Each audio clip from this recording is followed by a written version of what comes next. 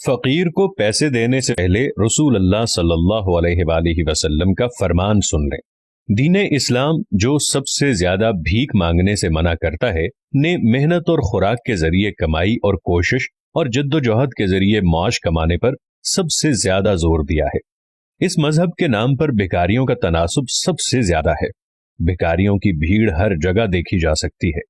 ये एक शर्म की बात है कि आज हम आपको ये बताएंगे कि अगर आप भी इन भिखारियों को खैरात देते हैं तो हुजूर नबी अकरम सल्लल्लाहु अलैहि वसल्लम का भिखारियों के साथ क्या सलूक था और हुजूर सल्लल्लाहु अलैहि वसल्लम ने इसके बारे में क्या फरमाया। भीख मांगना एक बीमारी है जिसने हमारे पूरे मुआशरे को अपनी लपेट में ले लिया है। अगर आप अपनी चारदीवारी पर बैठे हैं तो घर के बाहर एक लाइन है।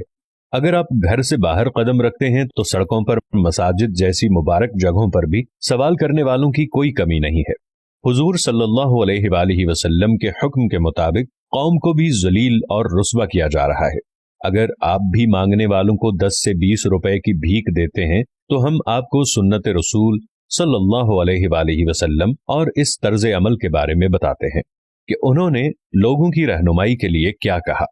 हजरत अनस बिन मालिक रज़ियल्लाहु ताला अन्हु से रिवायत है कि एक अंसारी सहाबी हुजूर सल्लल्लाहु अलैहि वसल्लम के पास एक सवाल पूछने आया। आपने उनसे पूछा कि क्या उसके घर में कुछ नहीं है, तो उसने कहा, क्यों नहीं, कंबल है, एक कप पानी है जिससे हम पीते हैं। आपने फरमाया, उनको मेरे पास लाओ। तब वो सहाबी वापस चले गए और वापस दोनों चीजें लेकर आ गए। आप सल्लल्लाहु अलैहि वसल्लम ने उन दोनों चीजों को अपने हाथ में लिया और कहा कि इनका खरीदार है कोई। एक शख्स ने कहा, मैं 1 दीनार के लिए खरीदता हूं। फरमाया, 1 से ज्यादा दीनार कौन देता है। इस तरह आपने 2-3 बार यही फरमाया।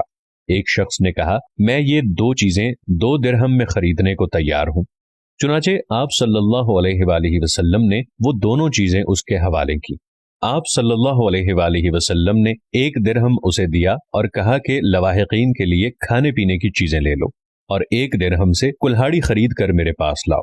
सहाबा कुल्हाड़ी लेकर आपके पास आए। आपने वो कुल्हाड़ी उसको दे दी। कुछ दिनों बाद देखा गया कि वो शख्स लकड़ी काट कर बेच रहा था। कुछ दिन के बाद वो शख्स आ गया। उसने 10 दिरहम कमाए थे। आप सल्लल्लाहु अलैहि वसल्लम ने फरमाया कि क़यामत के दिन अपने चेहरे पर दाग डालना बेहतर है। आप सल्लल्लाहु अलैहि वसल्लम ने फरमाया, जिसका मफहूम है कि तुम मर्दों के लिए सवाल करना जायज नहीं, मगर जो इंतहाई गरीब हो और खाक की तरफ लौटता हो, और दूसरा वो जो तकलीफ दे कर्जों के बोझ तले दब रहा है, वो ये सवाल कर सकता है। हजरत सल्लल्लाहु अलैहि वसल्लम की बाबरकत जिंदगी के वाक़े में 2 पहलू छुपे हुए हैं। भिखारियों के लिए एक सबक है। अगर वो जवान और मजबूत हैं तो मेहनत से कमाना चाहिए। अगर कुल असासा कंबल और प्याला है तो क्या इसकी जरूरत में कोई शक बाकी है। लेकिन चूंकि वो माजूर नहीं था, लिहाजा वो कमाने के काबिल था।